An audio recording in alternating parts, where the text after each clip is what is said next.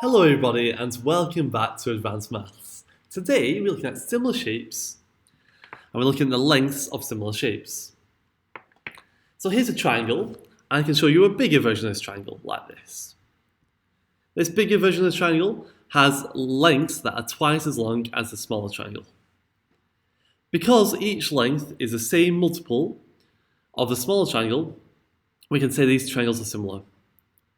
So the 5 times 2 gives you 10, the 4 times 2 gives you 8, and the 6 times 2 is 12.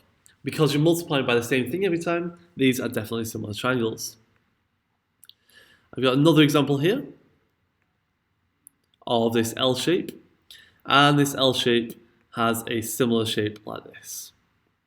To go from the L shape to the small shape, you divide by 3, you divide by 3. They are also similar. With similar shapes, the corresponding angles in similar shapes are always equal. So if you know the two shapes have the same angles for all of the angles, you know they are similar shapes as well. For these two triangles, for example, we know this red and this red are the same, the blue and the blue are the same, the yellow and the yellow are the same, and therefore they are definitely similar. Okay, let's look at an example here. So we've got a shape drawn over here, and we're supposed to find the length ED, that's from E to D. And we also find to find the length BE, from B to E, going across like that. Okay, so we can look at this small triangle here, and actually that is similar to this big triangle here, because they share the same angles. The angle at A is the same for both, the small and the big. The angle at B is the same as the angle at C for the big and the small, and the angle at E is the same as the angle at D for both. So we've actually got two triangles here and they share the same angles. We know that because actually they're in parallel lines, and so parallel line rules tell us the angles must be the same. These two triangles are similar and we want to find the scale factor. How much bigger the bigger triangle is than the smaller triangle. To do that, we look at the two sides we do know. The smaller length is 9, the bigger length is 12. To go from 9 to 12, we do 12 divided by 9, which is 4/3, and so we're multiplying by 4/3. To go from 9 to 12, we multiply by 4/3. That's going to be the same for the other sides. So to go from 6 to this missing angle, we multiply by 4/3. Those are the corresponding sides, and we get 8 centimeters. To go from BE to 7, we multiply by 4/3. But to go backwards, we're going to divide. So we're going to divide by 4/3. 7 divided by 4/3, you can do that on your calculator, would be 21/4, which is 5/4. And so the final answer for BE is 5¼ centimeters, which is about 5.25. Okay. Now we want to find ED. That length there, the full length is 8 and the small length is 6. So you can take them away from each other and get 2. ED is 2. We know the length ED, we also know BE, because we did it before, that's 5¼ or 5.25 if you prefer it as a decimal. Remember to include the units of centimeters. Let's look at example 2. ACE and DCB are straight lines. DE and AB are parallel.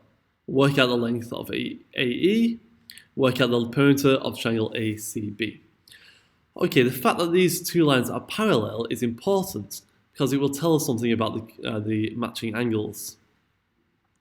So let's look at this triangle here, and we can see that A matches with E. These two angles are the same because these are two angles on parallel lines, and Z angles are always the same. Similarly, B and D match because those are two angles on parallel lines, and they are Z angles. These two angles in the middle at C are the same because when you've got two lines crossing like that, the angles opposite are the same. Therefore, we have three angles which are the same for all three triangles. Both triangles have the same angles, and therefore they are similar triangles. So this triangle is similar to this triangle. These two triangles are similar because they share the same matching angles.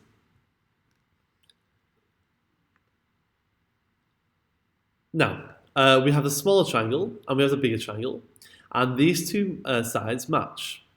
The 6 centimeters is between the red and the blue angles. The 10.5 is between the red and the blue. These two sides match.